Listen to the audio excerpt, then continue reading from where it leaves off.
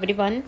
So today the topic for revision is occipito-posterior position. ठीक है, ये टॉपिक जो है आपको पता है माल पोजिशनिंग के अंदर आता है. So we'll be doing revision for the same, right? So let's start with the topic. First of all comes malposition. So malposition refers to any position of the vertex other than the flexed occipito-anterior one. ठीक है, malposition हम किसे बोलते हैं? माल position जो हो सकती है that can be any position of the vertex. ठीक है, मतलब प्रेजेंटेशन विल बी वर्टेक्स. ठीक है, लेकिन जो पोजिशन होगी that will be anything accept occipito anterior. ठीक है, ऑसिपिटो एंटीरियर को छोड़ के कुछ भी हो सकती है but presentation will be vertex. ठीक है, इसीलिए हम इसको सिर्फ क्या बोल रहे हैं, माल पोजिशनिंग. मतलब सिर्फ पोजिशन एबनॉर्मल है, प्रेजेंटेशन जो है वो नॉर्मल है. Then occipito-posterior position. So in a vertex presentation where the occiput is placed posteriorly over the sacroiliac joint sacrum called the occipito-posterior position. So occipito-posterior position में क्या होता है, what happen is जो occiput होगा that will be placed on the over the sacroiliac joint, that is the 7th landmark. ठीक है, और on the sacrum. ठीक है, तब हम उसे क्या बोलते हैं, occipito-posterior position. देन इसकी टाइप्स आ जाती हैं. ठीक है, राइट ऑसिपिटो पोस्टीरियर है अगर राइट सैक्रोइलिक जॉइंट को टच करेगा ऑसिपुट. ठीक है, अगर लेफ्ट साइड को टच करेगा तो लेफ्ट ऑसिपिटो पोस्टीरियर है. और अगर traditionally call third and fourth position of the vertex. ठीक है, और एक डायरेक्ट आपकी ऑसिपिटो पोस्टीरियर होती है अगर कि वो डायरेक्टली सैक्रम के ऊपर होगा, तब हम उसे क्या बोलते हैं, डायरेक्ट ऑसिपिटो पोस्टीरियर पोजीशन. ठीक है, if this occiput is placed over the sacrum then that will be direct occipito posterior position, right? Then in majority of the cases 90% cases में क्या होता है, there will be anterior rotation of the occiput occurs and follows the course like that of an occipito anterior position and it is the favorable position. जैसे कि हमने class में discuss किया है. ठीक है, 90% केसेज जो होते हैं occipito posterior position के साथ, उनमें क्या होता है, there will be long anterior rotation, 3/8 rotation होती है, जिससे कि फिर नॉर्मल मैकेनिज्म ऑफ लेबर जो होता है वो पॉसिबल हो जाता है. ठीक है, but as the posterior position occasionally gives rise to dystocia. ठीक है, it is described along with malposition. क्योंकि ऑसिपिटो पोस्टीरियर पोजीशन के साथ डिस्टोशिया हो सकता है, मतलब there will be difficult labour. ठीक है, तो इसीलिए हम इसको क्या बोलते हैं, माल पोजिशनिंग. अदरवाइज 90% केसेस में ये फॉलो किसको करता है, सेम मैकेनिज्म को फॉलो करता है after undergoing long rotation of occiput that is 3/8 of the circle. ठीक है, so in this picture you can see. ठीक है, this is the picture depicting ROP and this is the picture depicting LOP, that is left occipito posterior and this is right occipito posterior position, right. Then incidence. So at onset of labour. ठीक है, onset of labour का मतलब क्या है कि labour start होने के साथ कई बार होता है कि पेशेंट जो बेबी होता है, फीटस होता है, वो ऑसिपिटो पोस्टीरियर ले लेता है. तो इसमें चांसेस कितने होंगे ऐसा होने के, 10% इंसिडेंस रेट है. Then it is expected to be more during late pregnancy and less during the late second stage of labour. ठीक है, ज़्यादातर होता कब है ये, ड्यूरिंग द लेट प्रेगनेंसी. ठीक है, मतलब लास्ट के डेज में.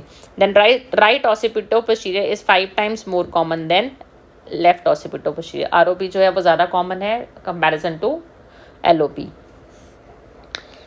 देन नेक्स्ट आ जाते हैं कॉजेज. ठीक है, what can be the causes of occipito posterior position. So सबसे पहले आता है shape of the pelvic inlet, then fetal factors and uterine factor. One by one we are going to discuss over it. ठीक है, so shape of the pelvic inlet. So more than 50% cases are associated with the anthropoid और android pelvis. ठीक है, अगर women का जो pelvis है अगर एंथ्रोपॉइड है या फिर एंड्रॉइड पेल्विस है, so there are 50% chances, more than 50% chances की ऑसिपिटो पोस्टीरियर पोजीशन हो सकती है. The wide occiput can comfortably be placed in the wider posterior segment of the pelvis. So these are the types of the pelvis. ये हमने पढ़ा है पहले, है ना. So ये है idle pelvis that is gynecoid, then platyploid pelvis होता है, android pelvis है और anthropoid pelvis है. तो ज़्यादा कॉमन किस में होता है ये, android pelvis या anthropoid pelvis के अंदर. देन फीटल फैक्टर्स आ गए. फीटल फैक्टर में मोस्ट कॉमन है कि जब फीटस का हेड जो है वो डिफ्लेक्स होता है, right. So that can be the cause. Then ऐसा क्यों होगा कि जो फीटस का हेड जो है वो डिफ्लेक्स्ड है. ठीक है, it can be due to high pelvic inclination. ठीक है, और it can be due to anterior attachment of the placenta. Then it can be due to primary brachycephaly. ठीक है, ये स्पेलिंग थोड़े से रॉन्ग है यहाँ पे. ठीक है, it is primary brachycephaly. So that can be the causes for deflection of the fetal head and further deflection of the head will lead to occipito posterior position. Then comes uterine factors, ठीक है। Uterine factors क्या क्या होंगे? Abnormal uterine contractions which may be cause और effect lead to persistent deflection and occipito posterior position. Uterine factor की जब हम बात करेंगे, ठीक है, तो अगर if like there is abnormal uterine action, ठीक है, whether it is hypotonic uterus और हाइपरटोनिक यूट्रस, ठीक है, so that can lead to this particular condition that is occipito posterior position. इसीलिए बोल रहे हैं ये कॉज भी हो सकता है, ठीक है, जो एबनॉर्मल यूट्राइन एक्शन है that can be even a cause for occipito posterior position और it can be a effect of occipito posterior position, right. Then comes diagnosis. How we can make diagnosis for occipito posterior position. So as you can see in this picture, ठीक है, ये दो pictures हैं आपके पास. So on inspection, abdomen looks flat below the level of the umbilicus, ठीक है. occipito posterior position में क्या होगा? जो abdomen होगा, ठीक है, वो umbilicus से नीचे flat लगेगा, जैसे कि आप इस picture A में देख सकते हो. This picture depicts the occipito posterior position और ये normal कौन सी है? occipito anterior position. So inspection जब करेंगे तो अम्बलाइकस से नीचे जो एब्डोमेन होगी that will look flat. Then umbilical grip, ठीक है, अम्बलाइकल ग्रिप को हम लेटरल ग्रिप भी बोलते हैं. सो इसके अंदर क्या होगा? जो फीटल लिम्स होगी they are more easily palpable near the mid line on the either side, ठीक है. सो जैसे कि आप यहाँ पे देख सकते हैं, ठीक है, ये है अम्बलाइकल ग्रिप. तो साइड्स पे आपको बच्चे की जो है वो फीटस की जो है लिम्स जो है वो आप फील कर सकते हो, ठीक है, मिड लाइन के पास होंगी, ठीक है. Then the foetal back is felt far away from the mid line on the flank. जो फ्लैंक रीजन्स होंगे वहाँ पे फीटस की बैक आपको मिलेगी on palpation and often difficult to outline clearly, और कई बार आप उसको क्लियरली आउटलाइन नहीं कर पाते हो. Then the interior shoulder lies far away from the mid line. जो इंटीरियर शोल्डर होगा वो that will be lying far away from the mid line, जैसे कि आप इस पिक्चर में देख सकते हैं, ठीक है. देन ये देखिए हम अम्बिलिकल ग्रिप परफॉर्म कर रहे हैं इसके अंदर, ठीक है. देन आ गया पेल्विक ग्रिप. जो पेल्विक ग्रिप हम इसके अंदर परफॉर्म करेंगे, we will see that there is non engagement of the head and sinciput not felt as in well flexed occipito posterior, sorry occipito anterior, ठीक है. तो सिंसिपुट जो है इसमें आप फील नहीं कर पाओगे when we are doing the pelvic grip, ठीक है, जैसे कि आप ऑसिपिटो एंटीरियर के अंदर फील कर सकते हो. देन कम्स दी ऑस्कल्टेशन, ठीक है. ऑस्कल्टेशन में क्योंकि फीटल बैक जो होगी, ठीक है, that is like located on the flank region, ठीक है. तो फीटल हार्ट साउंड भी जो है वो आपको कहाँ मिलेंगी? फ्लैंक रीजन पे, ठीक है. And they are often difficult to locate. Then comes the vaginal examination. So vaginal examination की फाइंडिंग्स आती हैं in case of occipito posterior position, that is there will be elongated bag of membranes which is likely to rupture during the examination. तो जो bag of membrane होगा that will be elongated, और जो sagittal suture होगा that will occupy any oblique diameter of the pelvis, ठीक है. जब आप इंटरनल एग्जामिनेशन करेंगे तो यू विल फाइंड कि जो सजिटल सूचर है that is in the oblique diameter of the pelvis, ठीक है. और जो पोस्टीरियर फॉन्टेनल होगा that will felt near the sacroiliac joint. क्यों होगा ऐसा? क्योंकि जो हेड होगा that will be deflexed. Then anterior fontanelle जो होगा that felt more easily because of deflection of the head. अब हेड जो है वो डिफ्लेक्स्ड है इसलिए आपको एंटीरियर फॉन्टेनल फील होगा. अगर फ्लेक्स्ड होता तो आपको पोस्टीरियर फॉन्टेनल फील होता, राइट, ठीक है. So this is the picture, ठीक है, which is depicting the you can say depicting, हाँ, which is depicting the attitude of the head, ठीक है. जैसे इन पिक्चर ए, ठीक है, पिक्चर ए में क्या है? ऑसिपिटो एंटीरियर पोजीशन है, और जब हमने पीवी किया तो हमें पोस्टीरियर फॉन्टेनल मिला. क्यों मिला पोस्टीरियर फॉन्टेनल? क्योंकि हेड जो है वो फ्लेक्स्ड है, वेल फ्लेक्स्ड है. लेकिन पिक्चर बी में ऑसिपिटो पोस्टीरियर पोजीशन है तो हेड जो है वो क्या है? डीफ्लेक्स्ड है, जिसकी वजह से हमें कौन सा वाला फॉन्टेनल मिलेगा? आपको एंटीरियर फॉन्टेनल ईजिली फील होगा, ठीक है, क्योंकि हेड जो है वो फ्लेक्स्ड नहीं है. देन है mechanism of labour in case of occipito posterior position, ठीक है. सो मैकेनिज्म ऑफ लेबर क्या रहेगा इसके अंदर आपका? हाँ जी, मैकेनिज्म ऑफ लेबर, ठीक है. मैकेनिज्म ऑफ लेबर में पहले तो हम बात करेंगे फेवरेबल सर्कमस्टांसेस की, ठीक है. फेवरेबल सर्कमस्टांस अगर हुआ, फेवरेबल सर्कमस्टांस कब होगा? जबकि एंटीरियर रोटेशन होगी हेड की, ठीक है. अगर एंटीरियर रोटेशन होगी, लॉन्ग एंटीरियर रोटेशन होगी, जैसे कि 90% केसेस में एंटीरियर रोटेशन होती है, तब फेवरेबल सर्कमस्टांसेस होते हैं. तो स्टेप्स जो होंगे वो सेम होंगे as we have discussed in like normal mechanism of labour, ठीक है. जो लेकिन डिफरेंस आएगा रोटेशन ऑफ हेड के अंदर, ठीक है. सो सबसे पहले होती है फ्लेक्शन, फ्लेक्शन के साथ होता है डिसेंट, डिसेंट के बाद होता है internal rotation of the head. अब इसके अंदर यहाँ पे डिफरेंस आएगा नॉर्मल मैकेनिज्म ऑफ लेबर में से, कि नॉर्मल मैकेनिज्म ऑफ लेबर में 1/8 हेड रोटेट करता है, लेकिन इस केस में क्योंकि वो 7th लैंडमार्क पे है इसलिए उसको कितना रोटेट करना पड़ेगा हेड को आगे आने के लिए, 3/8। और जैसे ही हेड 3/8 रोटेट करेगा साथ में ही एंटीरियर शोल्डर जो होता है वो भी रोटेट करता है 2/8 ऑफ द सर्कल, ठीक है। देन फर्दर डिसेंट होगा, ठीक है, और डिसेंट होने के बाद क्या होगा, जैसे ही आप बोलोगे रोटेशन होती है, ठीक है, तो फर्दर डिसेंट होता है। डिसेंट के साथ ही क्या होगा, there will be delivery of the head. So जैसे ही हेड डिलीवर होगा, डिलीवर होने के बाद there will be restitution, then there will be external rotation of the head, ठीक है। हेड जो है वो एक्सटर्नली रोटेट भी करेगा, रेस्टिट्यूशन के साथ साथ होता है, ठीक है। और जैसे ही एक्सटर्नल रोटेशन होगी हेड की, वैसे ही साथ में शोल्डर्स जो होते हैं वो 1/8 रोटेट करते हैं, और जिसके बाद एंटीरियर शोल्डर पहले डिलीवर होता है, फिर posterior shoulder, and after that whole body will be delivered, ठीक है। अगेन आई एम रिपीटिंग, सबसे पहला स्टेप क्या होगा, फ्लेक्शन, साथ में होगा डिसेंट, डिसेंट के बाद there will be internal rotation of the head, head rotate करेगा 3/8 ऑफ द सर्कल और एंटीरियरली रोटेट करेगा, और क्योंकि 3/8 रोटेट कर रहा है हेड इसलिए साथ में शोल्डर भी 2/8 रोटेट करेंगे, ठीक है।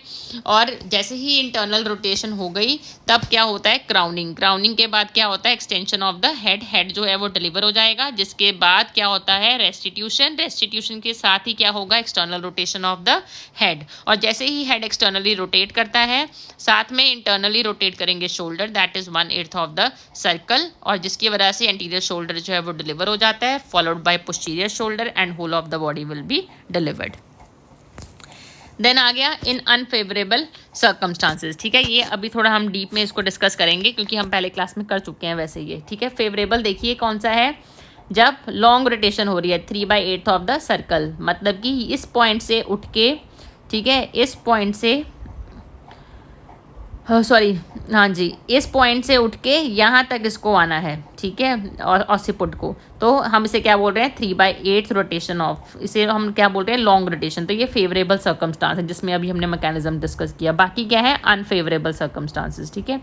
अनफेवरेबल सर्कमस्टांसेस क्या है, सपोज ऑसिपुट यहाँ है और यहाँ से उठ के सिर्फ इतना रोटेट कर पाया, यानी कि 1/8 ही रोटेट कर पाया, ठीक है, एंटीरियरली 1/8 रोटेट कर पाया, तो क्या होगा, वो इस डायमीटर में आके फंस जाएगा पेल्विस के। इसे हम क्या बोलते हैं, शॉर्ट एंटीरियर रोटेशन। इसे क्या बोलेंगे, शॉर्ट एंटीरियर रोटेशन, ठीक है। And it will lead to deep transverse arrest. DTA जो होता है ना, डीप ट्रांसवर्स अरेस्ट, वो इसी वजह से होता है, that is due to short anterior rotation, ठीक है। Then next condition can be कि बिल्कुल ही हेड जो है वो रोटेट ही नहीं कर रहा, so that is non rotation of the head, that is also unfavourable condition. और लास्ट अनफेवरेबल कंडीशन है कि हेड जो है वो रोटेट किया, पर कितना रोटेट किया, 1/8 ही किया, आगे को जाने की बजाय पीछे की तरफ को रोटेट कर गया, मतलब कि पोस्टीरियर रोटेशन हो गई, that is short posterior rotation of the head, that is also 1/8 of the circle, ठीक है। सो ऐसे में फिर कौन सी डिलीवरी होगी, फेज 2 प्यूबिस डिलीवरी होगी, ठीक है। इसका मैकेनिज्म जो है वो हम क्लास में डिटेल में डिस्कस कर चुके हैं, फेज 2 प्यूबिस डिलीवरी का, ठीक है। Then next comes management. Management है इसका अर्ली डायग्नोसिस। अर्ली डायग्नोसिस आप कैसे बनाएंगे, with the help of maintaining partograph, ठीक है। Then watchful expectancy for descent and anterior rotation, ठीक है। So we can go for watchful expectancy की जो हेड है वो, या जो प्रेजेंटिंग पार्ट है वो डिसेंट होगा अपने आप, ठीक है, और एंटीरियरली रोटेट होगा, तो हम वॉचफुल एक्सपेक्टेंसी रख सकते हैं। Then early caesarean section. Early caesarean section जो है वो उस केस में करेंगे when there is prolong labour, और if there is no progress of labour, और if there is persistence of deflection, जो हेड है वो डिफ्लेक्स्ड ही रह रहा है, या फिर नॉन रोटेशन है हेड की, मतलब हेड जो है वो रोटेट नहीं हो रहा है, या लेबर अरेस्ट हो गई है, या इनकोऑर्डिनेट यूट्राइन एक्शन है, या फिर फीटल डिस्ट्रेस है, उस केस में हम क्या कर लेंगे, अर्ली सी सेक्शन, ठीक है। देन अरेस्ट एंड ट्रांसवर्स, ठीक है, मतलब कि अगर जो फीटस का हेड है वो ट्रांसवर्स या ऑब्लिक डायमीटर के अंदर अगर वो अरेस्ट हो गया तब हम क्या करेंगे, then we can deliver the head with the help of ventouse, ठीक है। और ऑल्टरनेटिव मेथड्स हैं उसके, मैनुअल रोटेशन हो सकती है या एक्सट्रैक्शन कर सकते हैं, मैनुअल रोटेशन करके एक्सट्रैक्ट कर सकते हैं फीटस को, या फिर सी सेक्शन करेंगे। और अगर बेबी डेड है, ठीक है, तब उस केस में हम क्या करते हैं, डिस्ट्रक्टिव ऑपरेशन करते हैं, विच इज़ और कौन सा करेंगे, हेड को डिलीवर करने के लिए क्रेनियोटमी, ठीक है, जिसमें स्कल को हम ओपन करते हैं। देन है ऑसिपिटोसैक्रल अरेस्ट, ठीक है, अगर ऑसिपिटोसैक्रल अरेस्ट हुआ है उस केस में what we can do is we can go for forceps application, ठीक है, और फोर्सेप एप्लीकेशन करेंगे और फिर डिलीवरी कैसे होगी, फेस टू प्यूबिस, ठीक है। Then we can also go for liberal mediolateral episiotomy, ठीक है, मीडियोलेटरल एपिजियोटमी जो है वो दे सकते हैं, उससे भी डिलीवरी फिर पॉसिबल हो सकती है। देन डीप ट्रांसवर्स अरेस्ट, ठीक है, डीप ट्रांसवर्स अरेस्ट आपको बताया था अभी पीछे पिक्चर में, है ना। तो जो इसमें क्या होगा, जो सजाइटल सूचर होता है वो ट्रांसवर्स बाइस्पिनस डायमीटर के अंदर पेल्विस के स्टक हो जाता है जाके, ठीक है, और उसके बाद फिर there will be no progress in the descent of the head even after 30 minutes to 1 hour following the full dilatation of the cervix. तब हम उसे क्या बोलते हैं, फिर डीप ट्रांसवर्स अरेस्ट। क्या होगा, सजाइटल सूचर जो है वो ट्रांसवर्स बाइस्पिनस डायमीटर में जाके अटक जाएगा और उसके बाद लेबर जो है वो प्रोग्रेस नहीं होगी। कम से कम आधे से 1 घंटा हो चुका होगा सर्विक्स को फुल डायलेट हुए, but there will be no progress in the descent of the presenting part, so that will be deep transverse arrest. तो कॉजेज क्या है इसके, पेल्विक स्ट्रक्चर हो सकता है, डिफ्लेक्स्ड हेड कॉज हो सकता है इसका, weak uterine contractions can be the reason, and laxity of pelvic floor muscle, जैसे कि अगर मल्टी पैरा वुमेन है, ठीक है, तो उसके अंदर जो मसल होती हैं उसकी लैग्स हो जाती हैं, ठीक है, तो that can be the cause for deep transverse arrest. Then diagnosis कैसे बनाएंगे आप डीप ट्रांसवर्स अरेस्ट का, head is engaged, sagittal suture जो होगा वो ट्रांसवर्स बाइस्पिनस डायमीटर में होगा, एंटीरियर फॉन्टेनल जो होगा वो पैल्पेबल होगा, and there will be faulty pelvic architecture, ठीक है, जब आप पेल्विमेट्री करेंगे। मैनेजमेंट कैसे होगी इसकी, डीटीए की, अगर वजाइनल डिलीवरी सेफ नहीं है we can go for C section, अगर वजाइनल डिलीवरी सेफ है then we can go for ventouse, manual rotation and forceps rotation. 5 minutes, ठीक है। मैनुअल रोटेशन का बच्चे प्रोसीजर जो है वो अभी हम नेक्स्ट उसमें डिस्कस करेंगे, है ना, जो मैंने आपको प्रोसीजर्स करवाए हैं ऑब्स्टेट्रिक ऑपरेशन, ठीक है, उसमें हम डिटेल में डिस्कस करेंगे ये मैनुअल रोटेशन, ठीक है। Then so this was all about the topic that is occipito-posterior position. I hope this topic is clear to all of you, ठीक है, क्योंकि ये रिविजन सेशन था, so I hope आपके जो डाउट्स होंगे अभी क्लियर हो गए होंगे, but still if you are having any queries or any questions related to the topic you can ask me anytime. Thank you so much.